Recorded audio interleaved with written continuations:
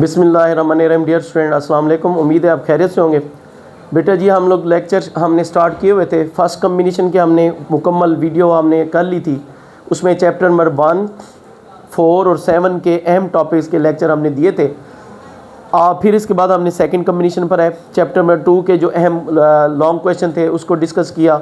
उसके video lecture हमने record करवाए। फिर चैप्टर नंबर 5 के 8 का आज जो टॉपिक है ये भी एनुअल एग्ज़ाम में लॉन्ग क्वेश्चन के लिए अहम है। वॉल्यूम थर्मल एक्सपेंशन, वॉल्यूम का हरारती फैलाव। ये क्या होता है? अगर चीज़ों को गर्म करने से उसकी लंबाई, चौड़ाई और ऊंचाई यानी तीनों चीज़ों में इजाफा हो जाए तो यानी लंबाई, चौड़ाई, ऊंचाई क्या कहलाती है? इसे कहते हैं वॉल्यूम। तो इसको कहते हैं वॉल्यूम थर्मल एक्सपेंशन। देखें जी, फर्ज करें ये हमारे पास एक सलाख है, ठीक है जी,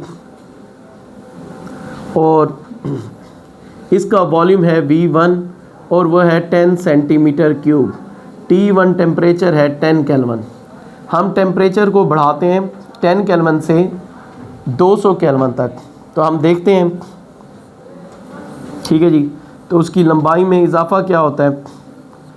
आई समझ, वो ये लंबाई, चौड़ाई, ऊंचाई में इजाफा होता है। V2 बराबर 10.5 सेंटीमीटर क्यूब। अब देखें उसकी तीनों चीज़ों में इजाफा हो गया तो इसको कहते हैं वॉल्यूम थर्मल एक्सपेंशन। तो अब इसका जो वॉल्यूम में जो चेंज आया, पहला वॉल्यूम था V1, दूसरा वॉल्यूम V2 था। तो वॉल्यूम में जो चेंज है V2 माइनस V1 ये डायरेक्टली प्रोपोर्शनल है V1 के। यानी इब्तदाई वॉल्यूम जितना ज़्यादा होगा उतना वॉल्यूम में इजाफा भी क्या होगा? ज़्यादा। दूसरी बात यह है V2 minus V1 directly proportional है T2 माइनस T1। यानी जितना टेम्परेचर हम ज़्यादा बढ़ाते जाएंगे उतनी चीज़ें ज़्यादा फैलती जाएंगी। इन दोनों को अगर कंबाइन करें तो V2 minus V1 directly proportional हो जाएगा V1 into T2 minus T1। आप पढ़ चुके हैं ये वाली अलामत, इसे कहते हैं प्रोपोर्शनलिटी कांस्टेंट।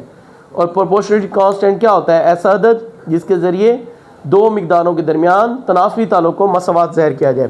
तो V2 minus V1 is equal to, यहाँ पर हम कांस्टेंट लगाएंगे। कांस्टेंट क्या है? बीटा। इसे कहते हैं coefficient of volume thermal expansion. तो ये हो जाएगा V1 into T2 minus T1।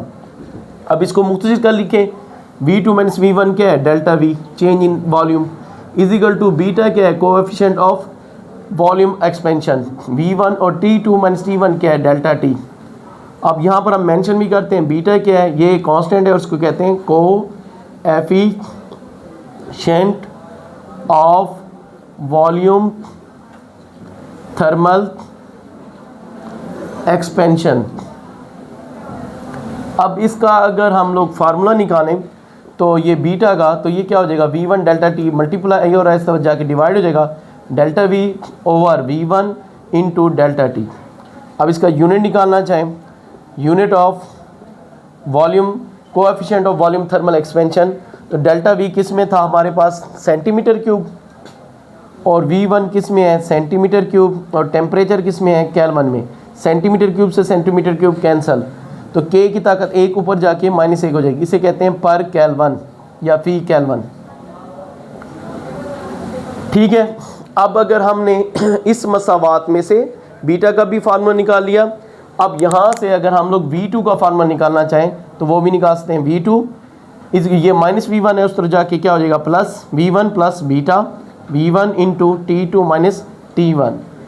V2 बराबर V1, ये देखें यहाँ पर दोनों जगहों पर आ रहा है, कॉमन आ रहा है। तो V1 को कॉमन लेंगे, V1 से V1 कट गया, 1 प्लस बीटा V1 से V1 cancel into T2 minus T1। तो ये देखें आज के लेक्चर में 3 फार्मूले आपने ड्राइव कर लिए। एक देखें बीटा का, और एक सेकेंड वॉल्यूम का, और एक चेंज इन वॉल्यूम का, 3 वॉल्यूम। और आपको ये भी पता होना चाहिए जो वॉल्यूम थर्मल एक्सपेंशन है यानी कि जो है बीटा बराबर है वो होता है 3 अल्फ़ा के। यानी जो वॉल्यूम में हरारती फैलाव है वो तूली फैलाव से 3 गुना क्या होता है? ज़्यादा होता है। तो आज के लेक्चर में हमने क्या सीखा, क्या पढ़ा कि अगर गर्म करने से किस चीज़ की सिर्फ लंबाई में इजाफा हो तो उसे तूली फैलाव कहते हैं।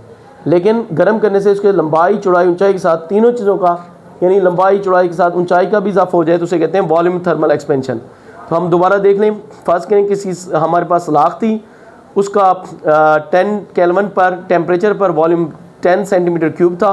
हमने टेम्परेचर 10 केल्विन से 200 केल्विन बढ़ाया तो उसका वॉल्यूम 10.5 यानी 0.5 सेंटीमीटर का इजाफा हुआ।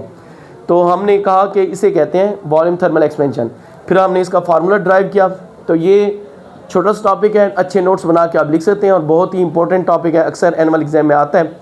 अगर इस टॉपिक से रिलेटेड आपके जहन में कोई मज़ीद सवाल है तो आप मुझसे पूछ सकते हैं, मैं इसको वजाहत करने की कोशिश करूँगा।